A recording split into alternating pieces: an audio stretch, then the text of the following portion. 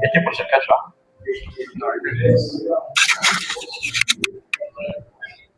¿Qué tal? Muy buenas tardes. Es un gusto estar de nueva cuenta con ustedes en este miércoles de entrevista. Pues hoy repetimos color, no número. Tenemos de entrevistado hoy al licenciado, maestro, escritor y analista político Juan José Rodríguez Prats. Muchas gracias, mi querido Jorge. Me acompaña Pepe Zurito Oropeza. Buenas tardes. Enrique Muñoz González. Gracias, Jorge. Pues listos para analizar estos temas tan interesantes en esta fecha, estos días tan difíciles que está viviendo México. No hay un tema en el que podamos hablar bien de México. Esto está fatal, está tronando, andan con una desesperación, ocultando información porque se les viene el mundo encima. Pero bueno, vamos a analizar este y otros temas en esta mesa. Enrique, pues sí, empezamos con la charla. Si tienes algo que empezar con el maestro. Bueno, yo antes de entrar a algún tema político, yo ya tengo muchos años en el periodismo y la verdad siempre me decía yo, ¿por qué no he podido entrevistar al licenciado Juan José Rodríguez Prats? ¿Por qué no he podido contactar al licenciado Juan José Rodríguez Prats? Y se me fueron los años, yo por eso me siento muy honrado de estar con usted. Y le voy a decir por qué rápidamente, porque no se trata de la biografía, ¿no? Mi papá, Humberto Muñoz Ortiz, decía que uno de los muchachos que él había visto más brillante dentro de lo que hablaba, siempre mencionaba a Juan José Rodríguez Prats. Y me di el lujo de conocerlo en la época de don Manuel Gurría, que en paz descanse, y a partir de ahí le he dado un seguimiento a sus charlas, a su vida política, y de verdad me siento muy honrado de estar con usted, maestro. Muchas gracias, de estar con usted. Yo lo único que quisiera empezar es, nosotros los tabasqueños tenemos derecho a saber qué se hace con el dinero presupuestal y tenemos derecho a saber qué es las obras que se van a hacer, y estamos acostumbrados, ya sea que la obra nos guste o no nos guste, de tener una maqueta, de tener un proyecto, de tener un presupuesto, pero ahora resulta que venden todas las propiedades de Tabasco, comenzaron a venderlas, a privatizarlas, y no sabemos realmente en qué se va a invertir ese dinero y de qué forma van a ser, por ejemplo, un centro de convenciones, y en cuánto realmente lo van a vender y quién lo va a comprar. Entonces, es la primera vez con todos los gobiernos, insisto, nos puede o no gustar la obra, pero ¿por qué ocultarlo? ¿Por qué ocultar quién compra y quién vende y en cuánto vendes y qué es lo que vas a hacer? Eso me preocupa, licenciado, porque al final de cuentas a nosotros los periodistas nos preguntan ¿qué pasa? Y no tenemos información, y buscamos y no hay nada, lo tienen todo oculto. Y yo sí, ahí sí me quisiera referir a su opinión, porque si alguien conoce Tabasco, si alguien conoce la problemática política de este estado, es usted. Muchas gracias, mi querido Enrique. Mira, me parece que el derecho y el deber que tenemos de exigir información es la esfera mínima de lo que es la auténtica ciudadanía. O sea, una de las funciones del gobierno es una tarea pedagógica, y eso implica informar, educar, transmitir conocimiento. Decía un político, Woodrow Wilson, que la tuberculosis y la política tienen el mismo remedio, a la luz del sol y al aire del día. Creo que si una política carece de transparencia, invita a la sospecha y oculta la verdad, y la verdad más peligrosa es la que se oculta. Yo le escuché al señor gobernador una frase que realmente me dejó un tanto asombrado, que se está haciendo la mayor inversión histórica en obra pública. Yo invitaría a cualquier funcionario del gobierno a que pudiera argumentar, pudiera darle cuáles obras son, como para decir que es lo histórico, que se puedan comparar, por ejemplo, con el gobierno del licenciado Carlos Madrazo, o el licenciado Manuel Trujillo, o el ingeniero Rovirosa, o el licenciado González Pedrero, porque decir la mayor inversión histórica, o sea, no hay nada en el pasado que se compare a la obra que hoy se está realizando. Eso no tiene sustento. Entonces, yo sí siento que tenemos, sí, una sociedad abrumada de información, pero que nos envenena. No nos están educando, no nos están dando lo que debemos y merecemos como ciudadanos. Está obsesionado el señor gobernador con que se le ataque porque estamos deseando que haga mal gobierno. Eso me parece una actitud soberbia. Yo no sé si el señor gobernador está pensando que puede aspirar a la presidencia de la República dentro de 4 años para estar tan preocupado por su imagen. A mí no me preocupa en lo absoluto su imagen, y ya a mi edad, pues tampoco estoy apostando para ver si le va a hacer buen o mal gobierno. Pero de estar sintiéndose el centro del mundo, creo que no es lo más indicado para corregir. Jorge decía algo así de entrada, que es una invitación. Sí, creo que estamos viviendo uno de los momentos más difíciles en la historia del mundo, de México, de Tabasco, porque está mucho en juego lo que está sucediendo ayer y hoy, por ejemplo, en la reunión de la OTAN en Ankara, la guerra Ucrania-Rusia, el conflicto Palestina-Israel, el conflicto Irán-Estados Unidos, y el hecho de que se haya triturado todo el derecho internacional que se venía acumulando desde la Segunda Guerra Mundial. Y todo esto nos debe llevar a la pregunta clave: ¿y hacia adelante qué? ¿Y qué debemos hacer? Yo creo que es lo que nos debe preocupar, porque ya estamos inmersos también en un proceso político que amenaza con desgarrar a la sociedad y con confrontarnos más aún, recordando las historias en las que Tabasco ha estado verdaderamente confrontado a partir de que, por ejemplo, surge la candidatura de Andrés Manuel, que escribe un libro diciendo que hubo fraude electoral en la elección del 88. Antes el garridismo fue un factor de división. Con el garridismo Tabasco estuvo totalmente en dos bandas, inclusive hasta con apodos, porque los antigarridistas se referían a don Tomás como el zar rojo, y también hubo ese desgarramiento. Creo que hoy lo estamos viviendo en Tabasco. Creo que por ahí deberíamos de comenzar, porque viviendo en el mismo territorio, viviendo como sociedad, ¿qué es lo que nos separa? Licenciado, para que intervenga Pepe Zurita, y el gobernador, sin insulto, sin que lo vaya a tomar a mal, ¿será que ha leído la historia de Tabasco? Pues mira, yo no he tenido el gusto de tratarlo, nunca he cruzado palabra con él, pero acabo de terminar un libro que me fascinó. Una de las cosas que ya en mis últimos años me he dedicado, pues, es a leer. Y soy muy desordenado en mis lecturas, dentro de la poesía, la historia, pero hay un tipo de libros que me fascinan: las memorias, las biografías. Y acabo de terminar una biografía que salió hace 10 días, porque me la enviaron en el momento en que salió.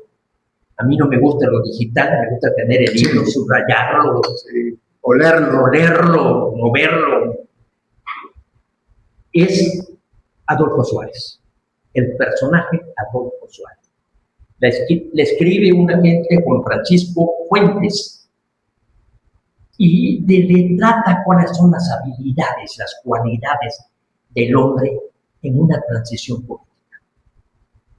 Y la cualidad fundamental de Adolfo Suárez, su capacidad de conciliar, su capacidad de convencer, su capacidad de sembrar afectos, su capacidad de ser amable, su capacidad, y escribe una serie de discursos que le titula Sembrando la Concordia. Me parece que esa es la cualidad fundamental del político. Pelearnos es lo más sencillo.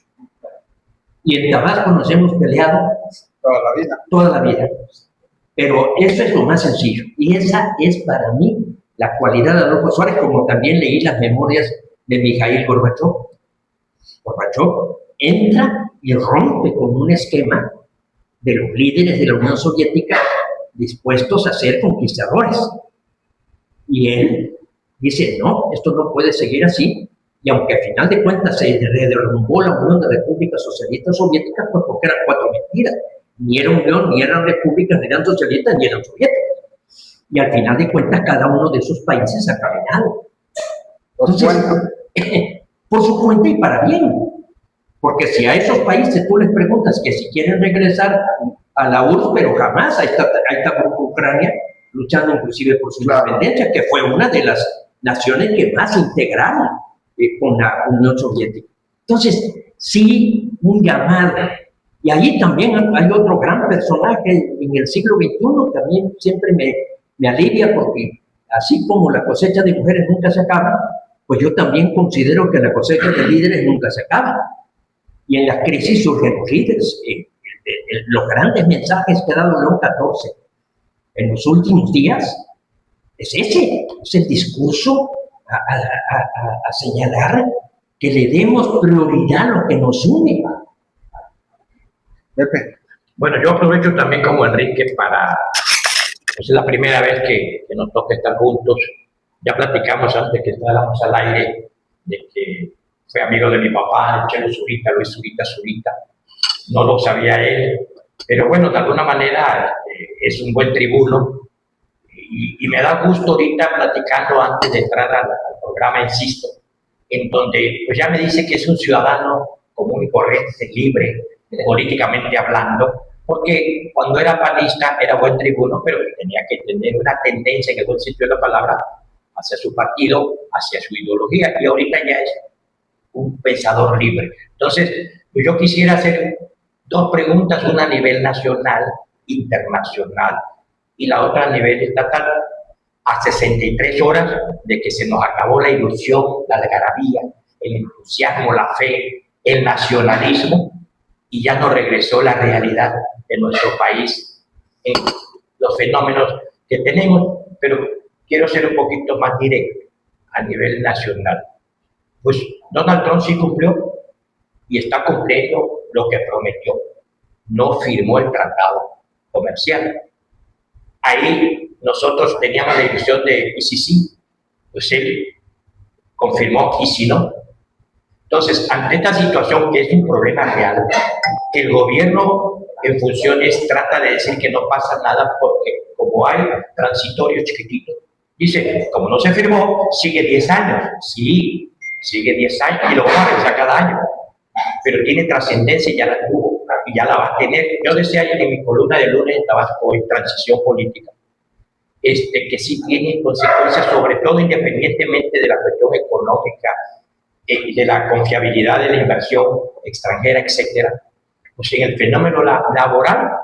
Y precisamente el lunes sale una nota en donde, por cuestiones, yo digo que son consecuencias de la no firma, de una empresa automotriz, la Picot, yo creo que sí, se va a trasladar a Texas, una inversión de 3 millones de pesos. Ese es el primer, bueno, esa es la primera, cuánto desempleo va a generar, cuánta inestabilidad. Y de ahí pues vienen como los que van a tila, ¿no? Uno tras otro, ¿no? Los fenómenos. Eso es muy importante para que ya después traiga la cuestión de que parece, pues, si hablamos de Tabasco, del gobierno, de la política, vamos a ver, pero tenemos que darle la dimensión porque viene un caos. Y si juntamos todo eso con el loquito norteamericano, que ya le dio, que ya está la lista, ya viene por ellos, y la presidenta todavía se enfrasca en una polémica, contestándole que el FBI, que la detención, o sea, no dimensiona, yo creo que no tiene buena asesoría. Pero la pregunta en conclusión es, obviamente, independientemente de la grilla, la calentura, lo tradicional del mexicano del 2027 y 2030, como que no asimilamos. Nos gusta la política de la dádiva, de que aplaudir porque es mi amigo y me va a ayudar, pero eso es demagogia. Pero el problema de México es real, porque va a alterar el comercio, la confiabilidad, la competitividad, etcétera, etcétera, etcétera. ¿Qué piensa usted? Que usted sabe de política nacional e internacional, porque fue tribuno. Entonces, de alguna manera, usted como libre pensador, pues, alértenos, díganos, estamos peor que ayer. Mira, uno de mis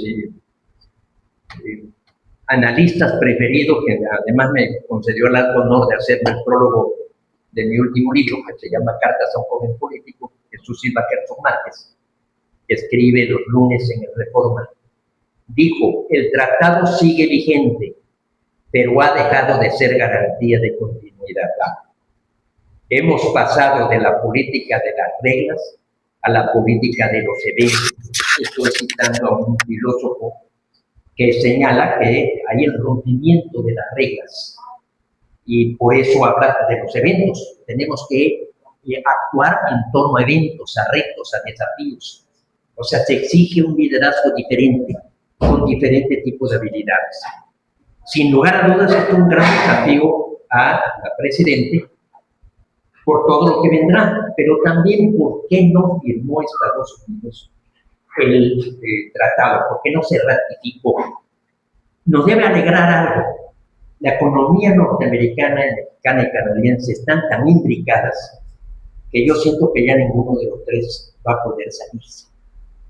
Yo creo que Trump lo intentó, pero se dio cuenta, y sobre todo en los momentos que le está viviendo y los retos que tiene por delante, no se atrevió a negarse a ratificarlo, nada más que por 10 años y con elecciones anuales. No era precisamente lo óptimo. Que va a venir también la desconfianza para invertir, porque aquí una buena negociación era una invitación a que vinieran inversiones. El inversionista tiene que tener garantías. Ahora, ¿por qué México no logró? Que sí lo hizo Peña Nieto, con todas las fallas que tuvo Peña Nieto, a final de su sexenio logró que se firmara. Y ya estaba Donald Trump, que era cuando estaba en el primer periodo. Que le tocó 2 años a Peña y 2 años a Andrés. Exactamente. Ahora, creo que la reforma judicial fue uno de los factores. La reforma judicial dañó al Poder Judicial. Esto yo creo que, si alguien dudaría, las últimas declaraciones de Leni Abad, yo creo que no confirman. Sí, porque hay incertidumbre, ¿no? O sea, yo vengo a invertir de buena intención, pero las cuestiones de la justicia, de la legalidad, pues no me da garantía y entonces todo está controlado. Entonces, si no estás conmigo, lo primero que hace un inversionista es eso, ver cuáles son las garantías, y está en su derecho. está el ejemplo de esa automotriz. Yo creo que ahí vienen varias cuestiones también de la Bueno, cuestión. esas son las consecuencias, ¿no? Claro que sí. Las consecuencias de no entregar a Rocha, por ejemplo. Exacto, ahí está otro. De la inseguridad, del importante, del huachicol, de la inseguridad. Entonces, sí hay causas que explican el hecho de que no se haya firmado. Una. Y dos, yo creo, y aquí es en donde a mí me angustia más, que la Presidente está tomando un desafío que yo diría que casi es suicida, y lo están diciendo los periodistas, los editorialistas. Jorge Fernández Meléndez, Leo Zuckerman, están insistiendo en eso. La Presidenta tenía un reto en despejar un dilema, o negociar y tratar de llegar a acuerdos, o enfrentarse. La tercera posibilidad de ir navegando y a ver cómo van las cosas con el tiempo, me parece que está descartada. Y está optando por enfrentarse. Inclusive lo estamos viendo en la forma en que exige ahora que se explique lo de cómo fue secuestrado el Mayo Zambada, o la situación esta de que también están presentando quejas con el inmigrante que fue asesinado en Texas. Yo estoy también muy inconforme y muy molesto con una situación de esa que nos ha venido a afectar. Pero yo ya veo una actitud muy consistente y sobre todo con lo que tú señalaste de no haber entregado a los delincuentes, a los indiciados, Claro. digamos el nombre adecuado. Rocha Moya y Aquí hay una pregunta también consecuente. Mire, usted que tiene la experiencia y las cuestiones de la política, ¿en qué? Porque se rompió, yo digo que se rompió todo el protocolo diplomático, la institucionalidad, porque tuvimos gobierno priista y gobierno panista. Ante un tratado, ante una negociación, la transformación desde Andrés Manuel López Obrador, desde que llegó, como es de izquierda, no sé cuál izquierda, pero es de izquierda, quiso romper para llamar la atención y ganarse el premio Nobel de la Paz, etcétera, etcétera. Pero le rompió la bota a todas las instituciones estructuradas para ese tratado de libre comercio que se venía planeando y planeando. ¿Cree usted que tener un partido de izquierda, que no es malo, son las alternancias? Estados Unidos tiene su alternancia, pero siempre la gran visión es su país, la defensa, y puede ser demócrata o republicano. Y aquí hay variantes, porque llegó hace 6 años, hace 8 años, llegó la izquierda encabronada, luchadora, demandante, rencorosa, causas sociales, exigiendo mucho rencor, democracia, justicia, mucho odio, transparencia, lo que no tiene, que quitó todos los organismos. ¿Qué responsabilidad tiene un gobernante ante el pueblo, ante los poderes, aunque estén controlados, para tomar determinaciones y no se consulta, o cuando menos le corresponde al Congreso de la Unión deliberar, independientemente de la negociación del tratado que tenía Marcelo, de deliberar como país? Necesitamos modificar lo que dicen allá, necesitamos satisfacer a Estados Unidos en cuanto a la inseguridad y en cuanto al huachicol, porque si no, él lo vino diciendo, no nos van a firmar el tratado. Y podemos justificar que, vuelvo a insistir, las defensas chiquitas, el transitorio nos limita. Pues cuando menos, yo como presidenta, pues en el 2030 todavía lo digo ahí, el que venga, ¿no? Pero eso no es justificación, eso es engañar al pueblo. Pero ¿dónde están los que debaten? ¿Dónde están los que demandan? ¿Dónde están los que, pues vamos a poner los nacionalistas? Porque se necesita levantarse en tribuna ahorita para defender una nación. Porque dice que el tratado no importa, ¿cómo no va a importar, carajo? Bueno, la presidenta está defendiendo la soberanía, ¿no? Pero no se Ahora en campaña dicen que está con pruebas, tienen pruebas. así, prueba. Digo, es que es muy interesante que un partido de izquierda tomar el poder absoluto y seguirle la consecuencia a sus otros consecuentes homólogos de izquierda de otros países que han sido un fracaso. Pero nosotros lo estamos viendo la tempestad, lo estamos ahogando. ¿Y cuál es la instancia correspondiente institucionalmente o diplomáticamente para alzar la voz? A 50 metros de aquí nació Andrés Duarte y escribió Un niño en la Revolución Mexicana. Y Al lado de Pellicer. en el consultorio de Osuna. Por eso, pero cerca de la casa, era vecino de Pellicer. Ahí, porque Pellicer, pero bueno, Gorostiza nació en 1909, Pellicer todavía era del siglo XIX. Pero Andrés y Duarte dicen en Niño en la Revolución Mexicana que a él de niño lo agarraban porque entraban los azules de Luis Felipe Domínguez. Y después se iban y lo volvían a agarrar porque entraban los rojos de Carlos Green. Y dice que él jamás supo distinguir en qué eran los azules y quiénes eran los rojos. Si hiciéramos una encuesta en Tabasco, ya no digamos a toda la población, sino a los que están en la política, los que están en el partido, qué existía y qué existía, yo creo que nos llevaríamos una terrible decepción de que ni siquiera se aventuren a decir cuál es cuál. Y le agregamos qué cosa es gobernanza, para que apliquen como gobierno pública. Para mí el problema central es Estado de Derecho. O sea, lo primero que hace un gobernante es jurar por cumplir y hacer cumplir la ley. Tenemos un Estado de Derecho. No tenemos un Estado de Derecho y la Constitución misma. Bueno, el Estado de Derecho tenemos que no lo aplica. Está plasmado. La interpretación de los gobernantes es porque son de izquierda, ya creen que tienen el derecho de violentar El toda Estado la de Derecho tiene que ser constitucionalidad. aplicativo. El Estado de Derecho es el imperio de la ley. Esta es la definición más Con escueta, azules y rojo. más el imperio de la ley. Por ejemplo, cuando Andrés Manuel viola un juicio de amparo y Mariano Azuela, como presidente de la Suprema Corte, le dice al presidente Fox, se violó la suspensión del acto reclamado, la medida cautelar que había dictado un juez de distrito. Eso, para cualquier autoridad, era algo escalofriante, porque la Suprema Corte pudiera fijar responsabilidad penal, y eso fue lo que Mariano Azuela le pidió a Vicente Fox. No fue ocurrencia de Fox. Venimos caminando con muchos mitos y mentiras.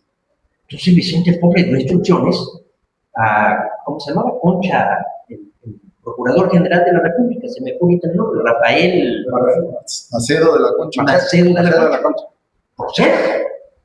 Y se viene una opinión pública en contra del presidente Fox por aplicar la ley. Entonces se desiste de la acción penal, cosa que también implica inclusive la renuncia de Macedo de la Concha. Pero de que había violado el amparo, lo había violado. O sea, Andrés Manuel toda su carrera política la ha hecho a base de violar. Es un gran violador. Pero lo ha hecho porque sabe de la endeble cultura para la legalidad que tenemos. Entonces, una violación de la ley para el pueblo de México no ha sido importante. Ahí viene un gran conflicto. Y hay una mucho mayor tendencia a violar la ley en esos que se definen como de izquierda, porque por lo regular su inicio de carrera comienza enfrentándose al poder, comienza la lucha en la social. rebeldía, comienzan como independientes, como lo que le llaman los forasteros que están luchando, los outsiders, le dicen en inglés, que no le han encontrado todavía una buena traducción al español. Entonces, la izquierda surge, y hay una fecha exacta, en el debate el 11 de octubre de 1789 en la Asamblea Francesa. Se va a discutir el veto del rey. Ese es el tema. Entonces, en la izquierda, que estaba Robespierre, Danton, Sieyes, Mirabeau, querían limitar el poder del rey. Y en la derecha, donde estaban los clérigos, las gentes protegiendo intereses, querían que el rey no mostrara ninguna debilidad o se tornara frágil en su poder. Era el 16. Eso fue el 11 de octubre de 1789. Ahí nació la izquierda y ahí nació la derecha. Luis Villoro, para mí, un gran filósofo, dice: izquierda significa estar en contra de la dominación. Eso es ser de izquierda.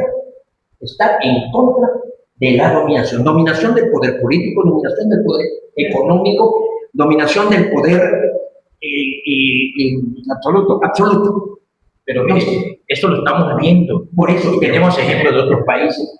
Que lo mira, ¿dónde nos fijamos? otros países ya superaron ese dilema. Estamos a la saga, ya de izquierda y derecha. Europa, Claro que sí, claro, y además ser gobernante es institucionalidad. Europa.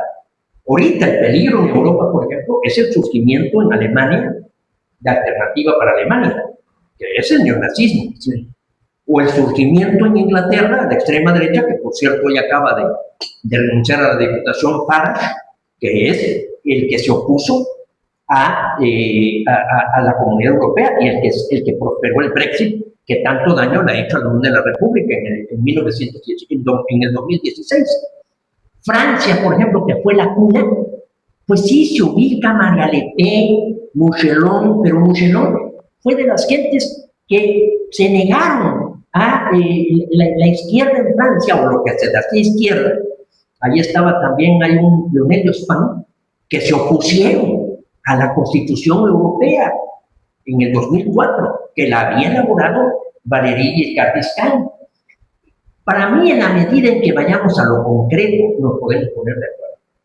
Izquierda y derecha, por ejemplo, ahorita sostener que el Estado retorne a ser empresario. Eso se ha visto siempre como izquierda. Por ejemplo, el caso de Pemex, Comisión Federal de Electricidad, para mí esa es una reverenda estupidez. O sea, el Estado como empresario, el Estado mexicano como empresario, fracasó totalmente. Y ahorita lo hemos convertido de nuevo en empresario de aviación, constructor de coches.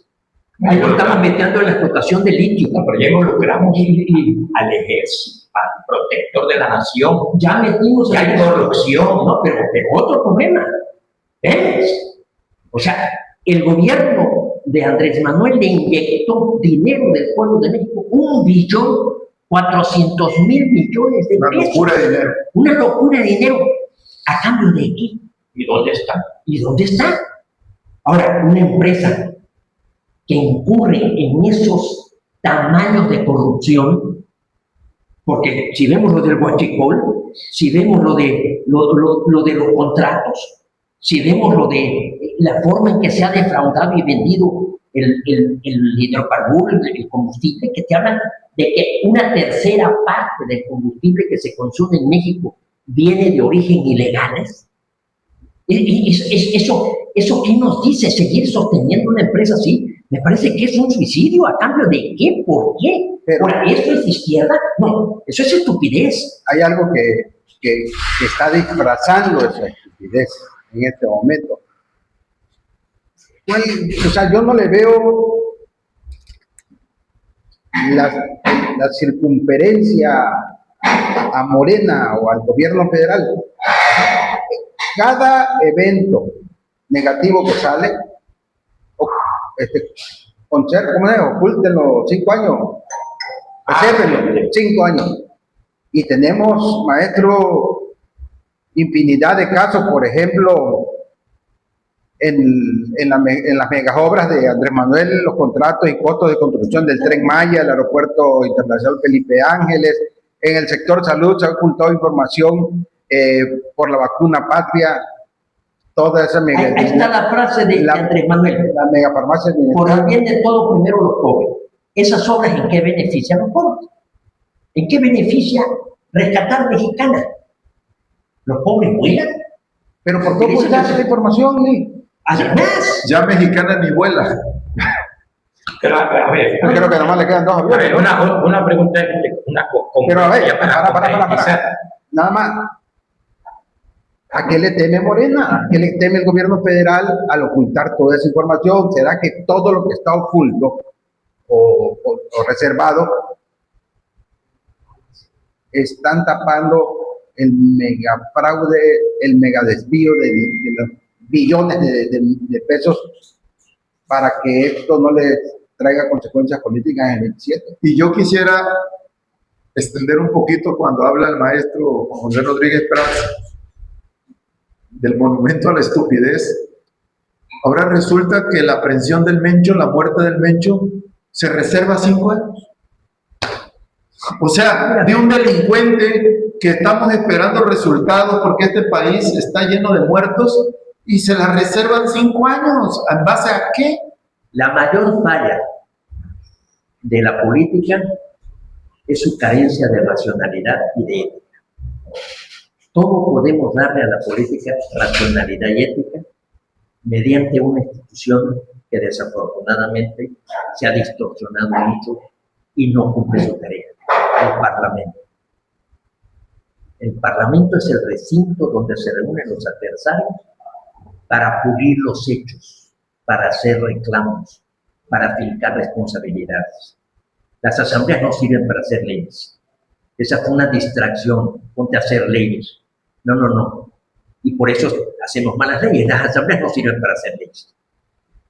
Yo decía una frase que me parece extraordinaria, que decía que un dromedario era un caballo antes de entrar a una comisión.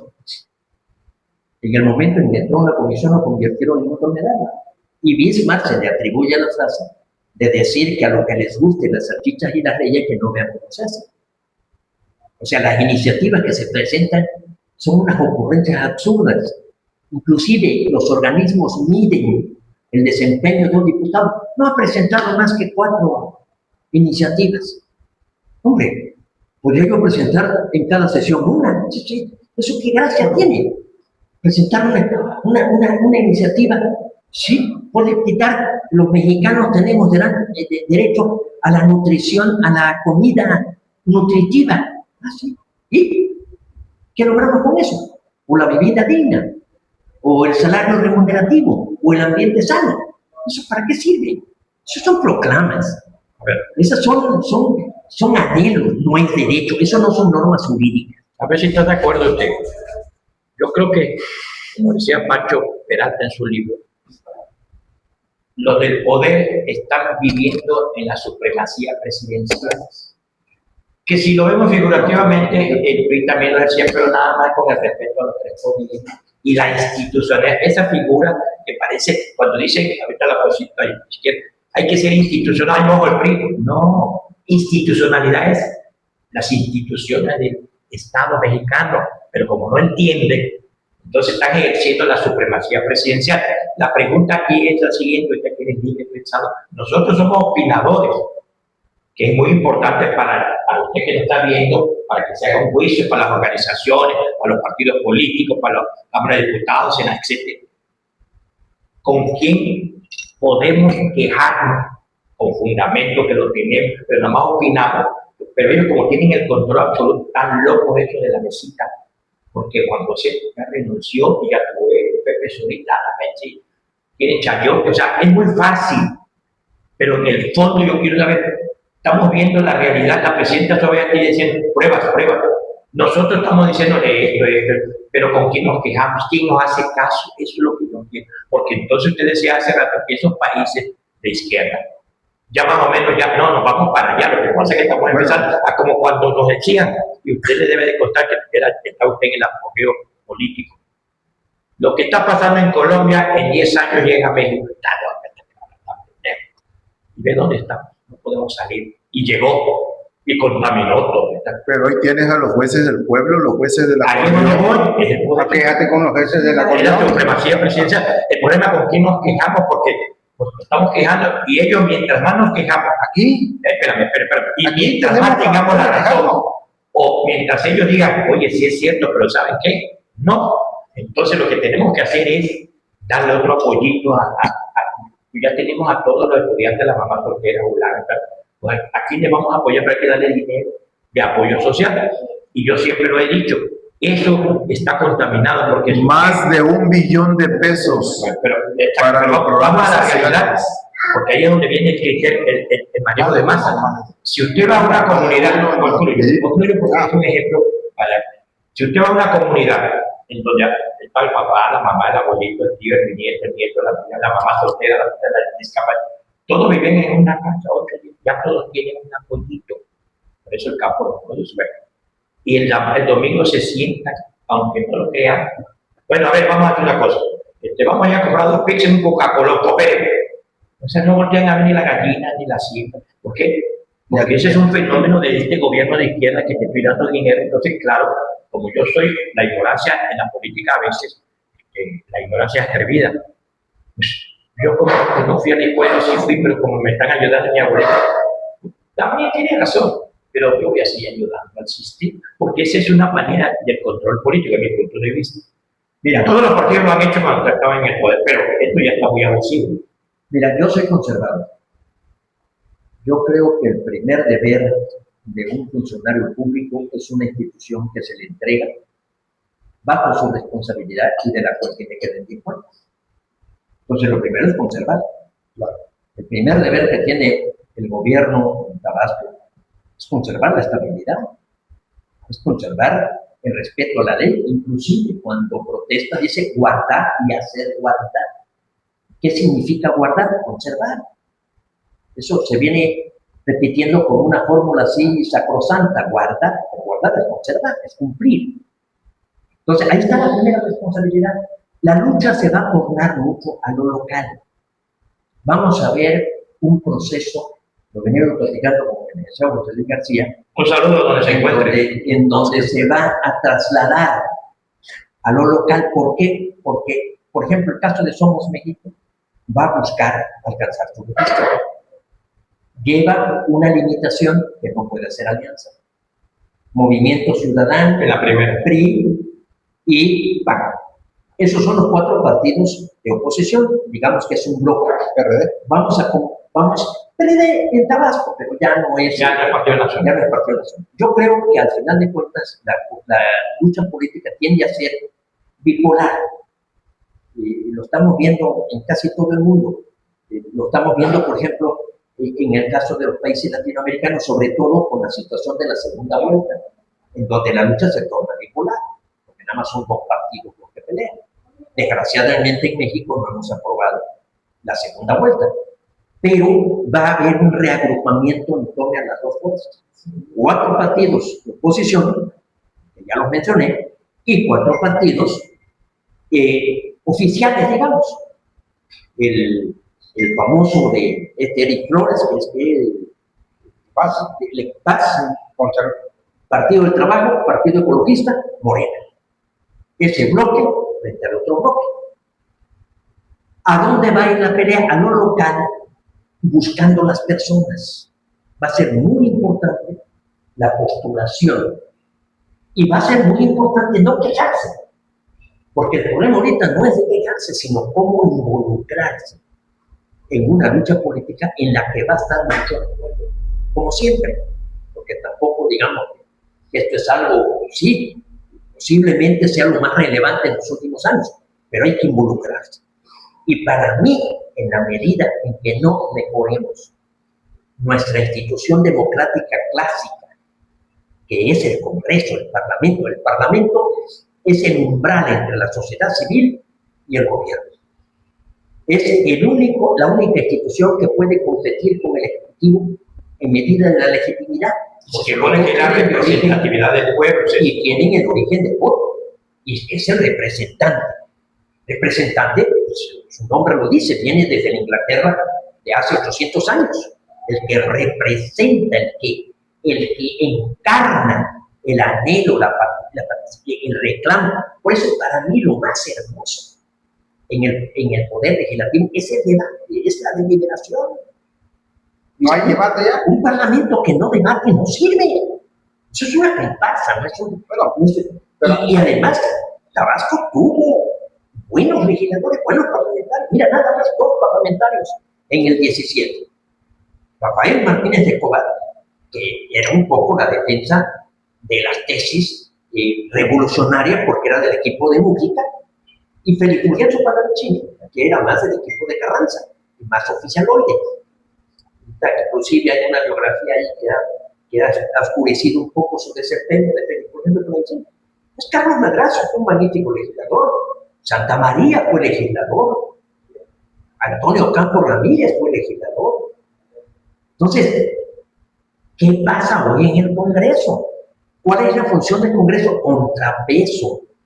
No es hacer leyes. No es, ¿cómo puede funcionar un Congreso con 35 diputados en donde 28 son del mismo partido que el gobernador?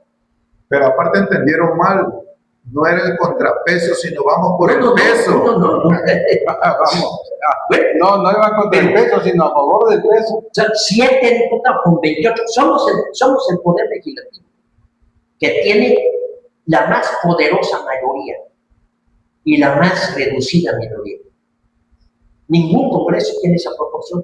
O sea, si estamos hablando de 35 y 7, quiere decir que tenemos un 20% de diputados de oposición y un 80% de diputados de oposición. Bueno, pero vamos a hacer una cosa, hay que establecer algo. El debate parlamentario existió, fue bueno. De ahí se generaron muchas figuras muy importantes. Pero en estos momentos, o en la época actual, ya el debate no existe. Es el insulto, es la mentada de madre. Pero además hay algo peor, porque los partidos postulan no a gente con perfil parlamentario, sino que son gente que la decide el líder, por ejemplo, Javier May designó a los 28 candidatos y designó gente suya. Entonces, pues ya parte de origen alguien que no va a asumir deberes, porque va a acatar consignas. Entonces, tenemos que empezar por lo básico. Lo básico en la Constitución, que son 2 cosas: derechos humanos y división de poderes. Esos son los dos elementos básicos que señala el artículo 16 de la Declaración de los Derechos Humanos de 1789 en Francia. Una Constitución que no regula los derechos humanos y la división de poderes carece de Constitución. Un país, una nación que no tenga una constitución, con esos 2 capítulos. Lo demás puede irse a ley secundaria, puede irse a todo, pero esos 2 capítulos, derechos humanos y la organización de poderes, la división de poderes y el contrapeso y el poder judicial que diga la última palabra, eso es fundamental. Esto es lo que tiene la Constitución norteamericana con vigencia de 250 años. Verdades evidentes por sí mismas. Bueno, yo voy a aprovechar. Ahí está. Si concretamos las tareas, olvídate de izquierda y derecho. Eso es izquierda y derecho. No. Eso es lo elemental del derecho, es el derecho natural, son verdades evidentes. Yo creo que es por lo que debemos luchar. A mí no me etiqueten ya de izquierda o derecha, ¿no? O sea, yo creo que he tratado a los políticos tal vez más relevantes en los últimos años. Yo llegué a tratar, por ejemplo, un Reyes Heroles, a un Carlos González, a un Carlos Castillo Peraza, un Diego Fernández de Ceballos. A un Andrés Manuel López Obrador. Voy a aprovechar su presencia en vida, porque esto es, vamos a ponerle en el futuro, no creo que llegue en 2030, sino un poquito más para allá, lo que voy a hacerle la pregunta, porque necesitamos saber para la historia, porque por las redes sociales, para eso sí, ahí se queda grabado todo y trasciende, no como antes que se desbordaba el papel en la biblioteca. Entonces yo quiero aprovechar la experiencia de usted, porque viene usted hablando de que no somos de izquierda, no somos de derecha. Yo, de mi punto de vista, humildemente, yo digo que en política divides y vencerás. Esa inclusión de 2 nuevos partidos políticos y la carabina de Ambrosio para mí es lo mismo, porque uno, como siempre decimos, pero es mentira prueba, viene siendo filial del partido en el poder, consecuencia de los partidos que se le negaron y ya se juntaron. El que lleva las siglas de Claudia. Ajá. Y el otro, pues este es el remanente, la sobra, lo que quiera, la capacidad, lo que de la izquierda que viene ahí brincando. Bueno, ese es nuestro sistema político mexicano, pero la pregunta es una visión a futuro. No necesitamos para la democracia, para la transparencia, para la gran visión de nuestro país, para la productividad, para seguir viviendo en humanidad, pensando ya no de colores. Mi pregunta es, ¿llegará el tiempo? Somos vecinos de Estados Unidos y jamás lo dejaremos de ser. Y me atrevo en voz alta, pero no digo usted nada, que tenemos que entender que nosotros dependemos de ese país potencia, porque no podemos depender de Rusia ni de China, porque son otro continente. Si no entendemos eso, no somos es un país subdesarrollado. Necesitamos no mucha grilla porque se gasta mucho dinero y es el control de las masas en la democracia mexicana con partidos políticos aspirantes que necesitamos a veces una persona que le vayamos quitando poder. O sea, quítate tú para que vaya yo. Aquí está la demostración de que una izquierda tardó tiempo, llegó y no lleva ni 8 años. Y me contestaba una monedita, sí, hermano, pero nosotros, si el duró 70, nosotros nos falta un poquito más. O sea, qué ignorancia. Por eso decía que en política la ignorancia es atrevida. Pensar en como partido en el poder que le falta nada, 8 años, ¿cómo lo van a sacar? Es que siempre van al pasado para justificar. Pero hay ignorancia, no saben de política, porque la política es política, no es nada más de partido. Pero mi pregunta en conclusión es la siguiente. Yo creo que tenemos que tener una visión, o a lo mejor la nueva generación tiene que ir preparándose para un bipartidismo. ¿En qué sentido? Estados Unidos, digamos lo que digamos, tiene un bipartidismo. Y gana Juan, y todo igual pensando en su país. Y gana Pedro, y no que ya es esa hora porque la hizo el Bolanito y Mecanismo. No.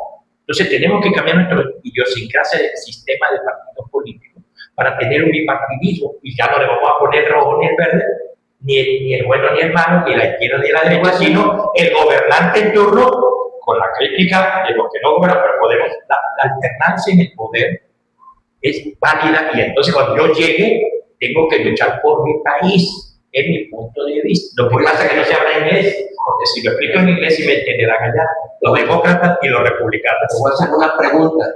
Pregunta. Sí, porque tú eres el entrevistado. ¿Hay una corrupción de izquierda y hay una corrupción de derecha?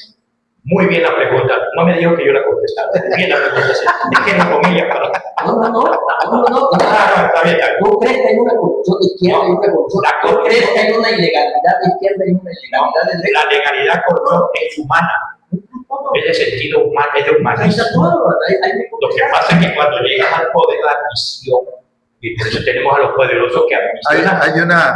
Hay una parte, Es Pepe. interesante, pero creo que deberíamos enterar que con el futuro necesitamos para que le vaya bien a México. Es que lo primero que tenemos que ver, por eso la población, y por eso estoy hablando de la lucha local, lo primero que tenemos que ver es la persona que se...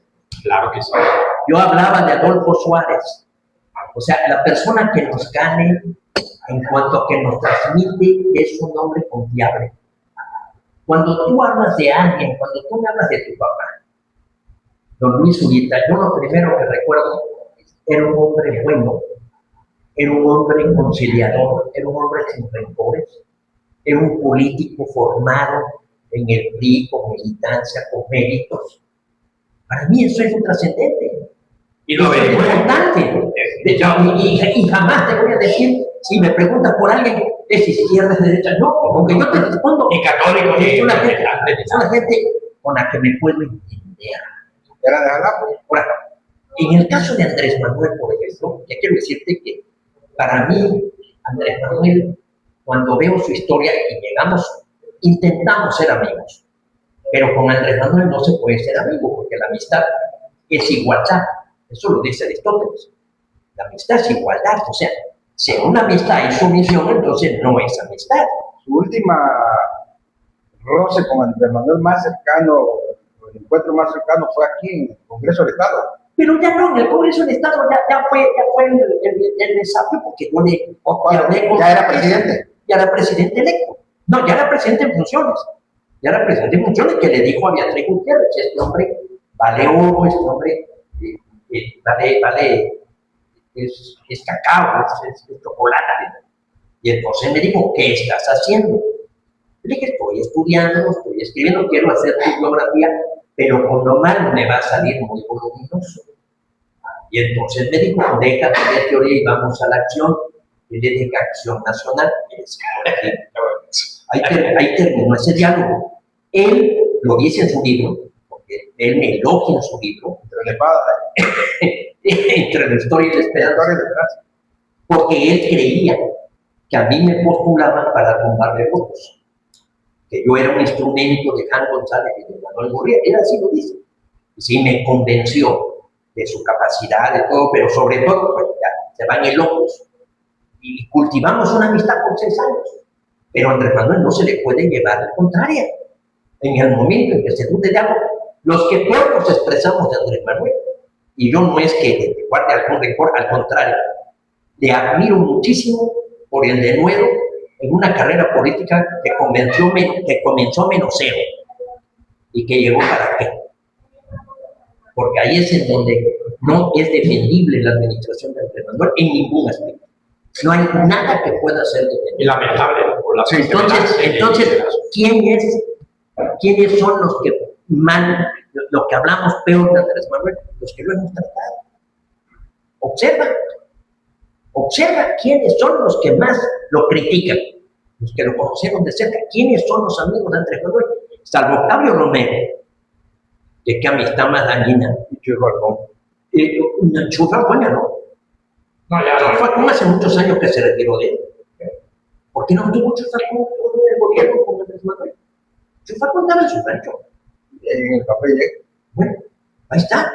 Pero entonces, una gente que le cuesta tanto trabajo conservar amigos, algún problema de carácter tiene.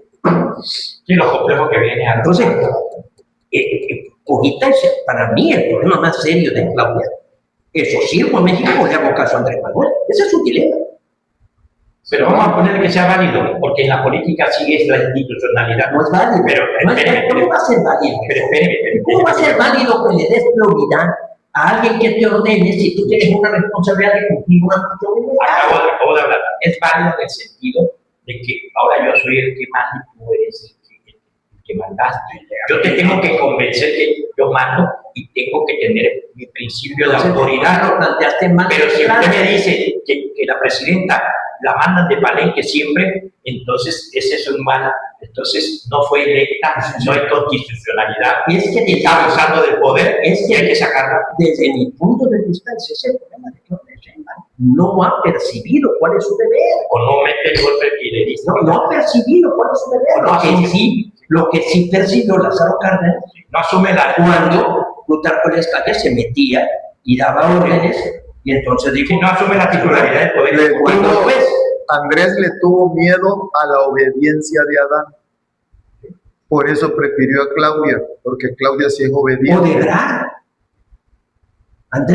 Andrés Manuel sabía que quien más le podía garantizar complicidad, porque tampoco es lealtad, era Claudia. Y Ebrard que le entregaba las maletas. Maestro Juan José, ya vamos a cerrar el programa. Ojalá y podamos volver a contar con su presencia para seguir platicando esta parte histórica que no nada más aprende el público, sino aprendemos nosotros también. Yo nada más le quiero hacer una pregunta personal. Cuando usted fue candidato a la gubernatura, ¿qué pensó, maestro? ¿Pensó que iba a ganar? ¿Pensó que iba a derrotar el poder? ¿O qué fue lo que pensó Juan José Rodríguez Prat cuando tenía otra oportunidad mucho mejor y no ir a exponerse? Mira, en primer lugar no lo pensé. Para empezar, yo tenía señales de que iba a ser senador. Yo me había entregado a una tarea que me fascina y que creo que sé hacer y que creo que hice bien, que fue defender las iniciativas del presidente Salinas en el segundo periodo de su gobierno. Yo no presenté iniciativas, ya al final presenté alguna iniciativa, pero para mí yo defendí terminar el reparto de la tierra, ya eso fue concedido, terminar el reparto de la tierra, relación Iglesia-Estado, fortalecimiento del Banco de México, requisitos para ser presidente. El debate político. El debate era, yo fui el diputado que más participaciones tuvo en la Cámara de Diputados. Diego Fernández Acevedo llegó a decir un día, el mejor discurso de la ley, de las 55 legislaturas, lo pronunció Juan José Rodríguez. Se lo digo directamente a don Fernando Gutiérrez Barros en una reunión. Estábamos en el primer año aún, entonces yo me convertí en el caballito de batalla. No sentía que yo iba a ser diputado. Y de repente no me veo en la lista y me viene una rabia terrible. Yo pido, porque yo había participado en la asamblea, cuando Luis Donaldo Colosio había cambiado los métodos para ir a elecciones internas. Entonces yo pido que se convoque, y ahí me contesta José María Peralta, que era el secretario técnico. Y el lunes 9 de mayo, a las 6:30 de la tarde, yo tengo un diálogo con Salinas de Gortari. Salinas de Gortari me ofrece a mí una serie de posesiones. Digo, yo me voy a encargar de tu vida política. Yo ya había platicado el domingo con Carlos Castillo Peraza para ingresar al PAN.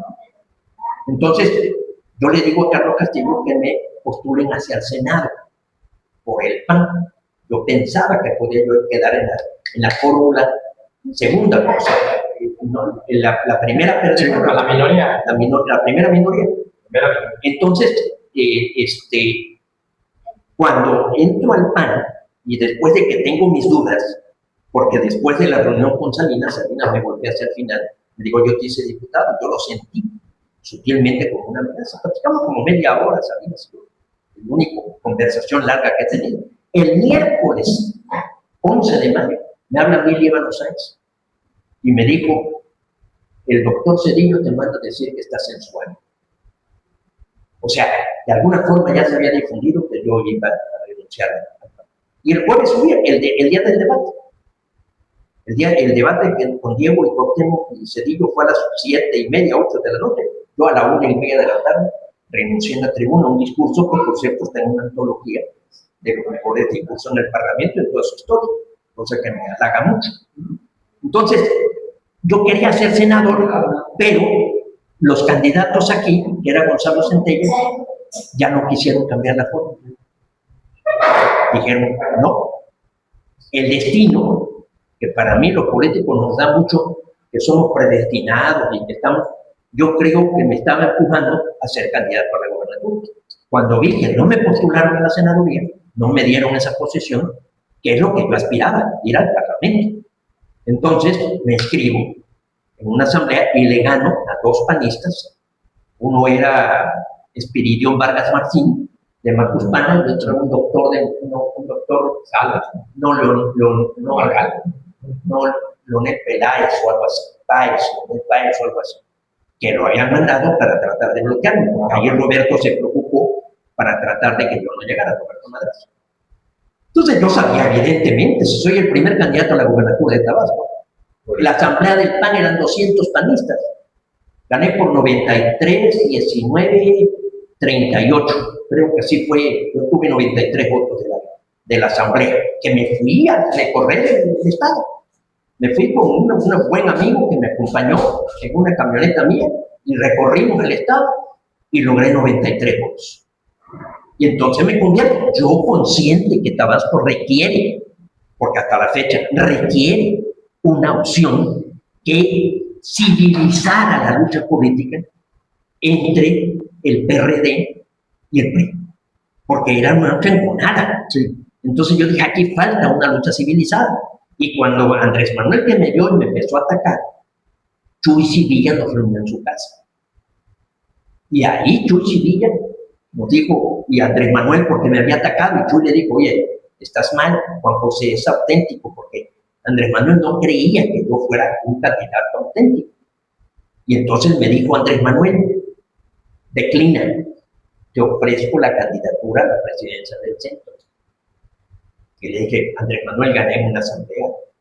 Ahorita me estás pidiendo que yo vaya al PAN y les diga, señores, muchas gracias, pero ya me ofrecieron acá la candidatura, ya me voy, no lo puedo hacer. Sí, claro. Te propongo algo, declina tú, declinamos los dos y buscamos un tercero. Entonces me quedan tres. Me dijo, me agrada. ¿Quién es el tercero? Aquí está. Chuy estaba sentado y él y yo parados. Buenísimo. Y Chuy se queda así asustado y dijo, no, yo tengo un compromiso con mi familia de continuar con el programa. Y entonces se vino la lucha, sale Roberto Madrazo. Son historias que yo estoy por sacar porque me tocó también, pero directísimo, lo de la anulación de elecciones de Andrade, lo de la designación de Enrique Priego. Y después de Arturo Núñez, pues, convivimos toda la vida. Ya no nos da tiempo, no me lo conteste Sí, y me lo contesta otro día. Sí, Antes de nombrar a Enrique Priego, usted llega a la Quinta Grijalva. Llega porque yo estaba ahí, porque yo le vi. Se mete usted a hablar con Roberto Madrazo y no sé qué pasó. Mira, en el momento en que se anula la elección a la 1:30, Raúl Ojeda, De la mañana, para que la gente sepa. Raúl Ojeda dice, vamos a que se designe un interino.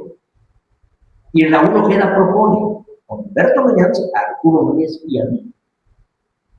Nos propone como interino. Llego yo a la Quinta, me habla Roberto Mañanz, me habla Santiago Krill. Juan José, yo era senador electo. Juan José me dijo, encárgate de la negociación, tú nos representas. Me habla Luis Felipe Bravo, presidente del PAN. Juan José, tú nos representas. Y al ratito entra la llamada de Roberto Madrazo. Juan José, me piden platicar contigo. Digo, de acuerdo, Roberto, ¿dónde nos vemos? ¿En qué restaurante quieres? Digo, voy a la Quinta, ¿cómo no vamos a reunir tú y yo en un restaurante? A esa hora yo llegué como a las 2:30 de la tarde, de la que tú estás hablando. Entré con Andrade y con Roberto Madrazo. Me sorprendió la madurez de Manuel Andrade. Porque digo, se estaba enterando 2 horas antes de que se había anulado la elección. Ali, cuando eso le sucedió, que le dijeron que había perdido, y yo pensé que era lo menos que le podía haber entrado. Y me encontré con un Andrade muy sereno, muy tranquilo. Y Roberto me dijo, oye, te acaba de mencionar Raúl Ojeda, que tú pudieras ser el gobernador interino. Digo, mira, Roberto, yo ya soy senador, es lo que yo buscaba. Yo con mucho gusto vengo, manejo este proceso en 6 meses y me regreso al Senado. porque la Constitución dice 6 meses. Esa noche lo modificó Roberto Madrazo. Y una pregunta. Nada más déjame terminar. Entonces, y le dije, ¿en quién estás pensando? Mira, yo pienso, dijo Roberto Madrazo, en 3 gentes: Enrique Priego, Adán Augusto y Fulgencio. Que iba yo a preguntar, ¿cómo sacaron a Enrique Priego de la hamaca? Ahorita vas, fíjate que este hombre me convierte en un entrevistado. Sí, ¿verdad? Sí. El entrevistado es más elocuente. Bueno, entonces resulta, Entonces esos tres Sí. me los dice Roberto Madrazo. Y le digo, Roberto, no le busques, es Enrique. El indicado es Enrique, Adán, amigo. Yo le di el cargo en la Secretaría de Gobierno, presidente de la Junta de Conciliación. O sea, el indicado es Enrique, es el abogado, es el antecedente del procurador, es el cuajado, es Enrique. Andrade dijo, Adán, el que le había coordinado la campaña Andrade era Adán. Sí. Entonces dije, bueno, vamos a verlo, nos vemos mañana. Y dijo, Roberto, yo voy a negociar. Nos vamos. Y Roberto, esa noche, se modifica la Constitución, se reúnen los municipios, se hace en una noche, se modifica la Constitución local y se corre la fecha para ser gobernador. El 27 de octubre. En noviembre o algo así. 7 de octubre. Y en gobernación se negocia que fuera Adán. Eso es histórico. A mí me habla Luis Felipe Bravo y me dice, Juan José, es Adán, ya quedó, ya se negoció acá con Modelo, ya se negoció con el PRD, ya el PRI está de acuerdo. Ok, bueno, está muy bien. Todavía fui a la quinta y ahí Roberto Madrazo me dijo, oye, todo el mundo tiene una magnífica opinión de ti. Todo el mundo piensa que tú debes ser. Salvo una gente que me dijo que eras panista, todo el mundo dijo, Roberto, no le demos vuelta al asunto, ya modificaste la Constitución. A ti te gusta el circo ruso, puedes hacer 3 pistas. Le dije, esto es muy sencillo. Vámonos con Enrique Priego, vámonos. Pero vamos a ver. Bueno. Resulta que Adán, ahí nunca me lo ha reconocido Adán, pero para mí, que Fabián B. le dijo jurídicamente, tú tienes que protestar ante el nuevo Congreso, porque así lo decía la Constitución. El 1 de enero, si no se presenta, se designa el interino. Entonces Adán dice, si a mí me designa el Congreso de salida, esto se puede impugnar.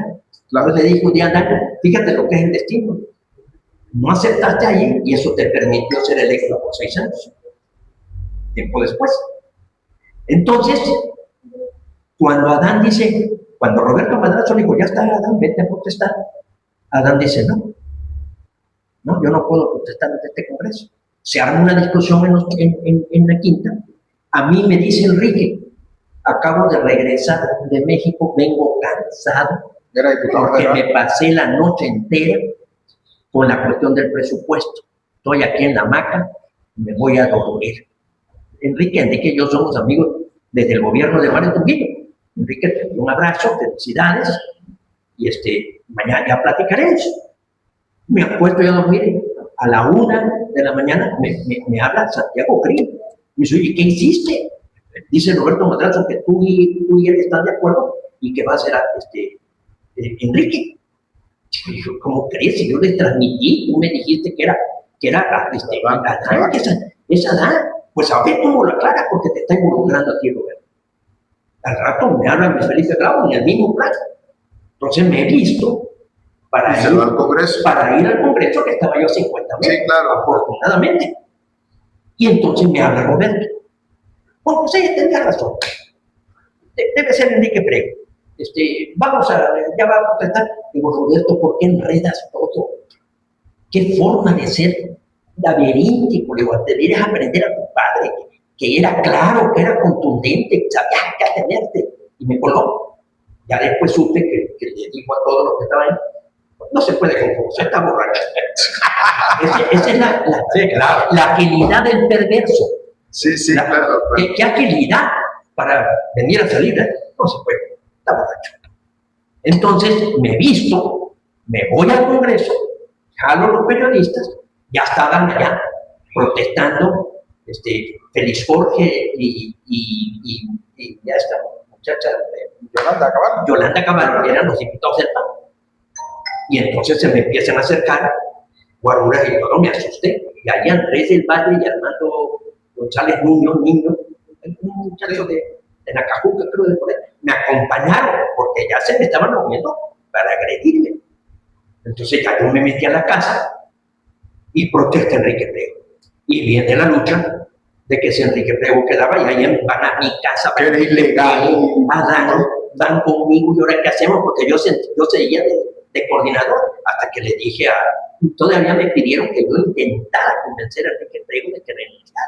Eso me lo pidieron de México, allá fue, cosa que me arrepiento totalmente, se lo he dicho siempre a Enrique Priego, pero Enrique Priego en mi caso, yo le dije, Enrique, estás haciendo no eres buen negociado, el que se había concertado esa daña.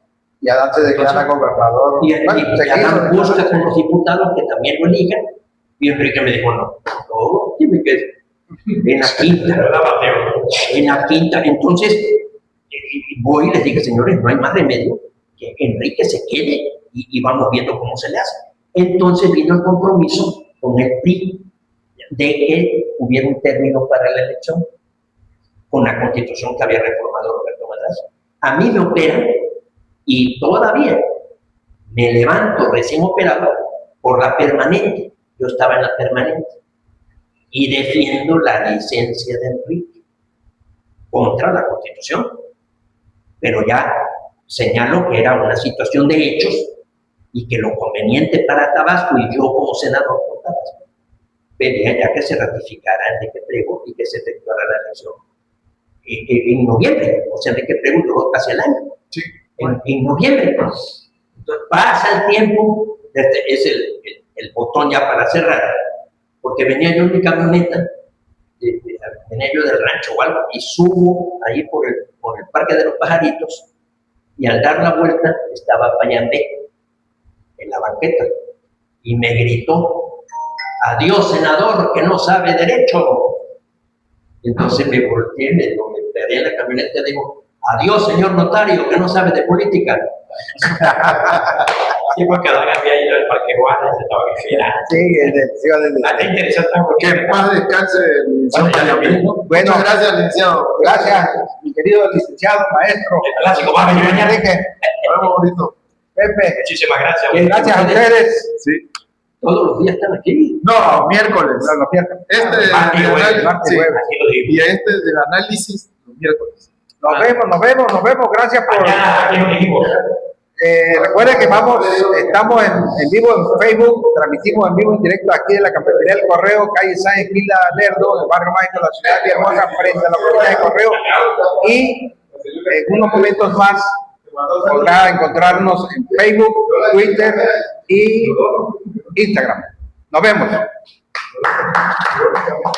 Ay, caray.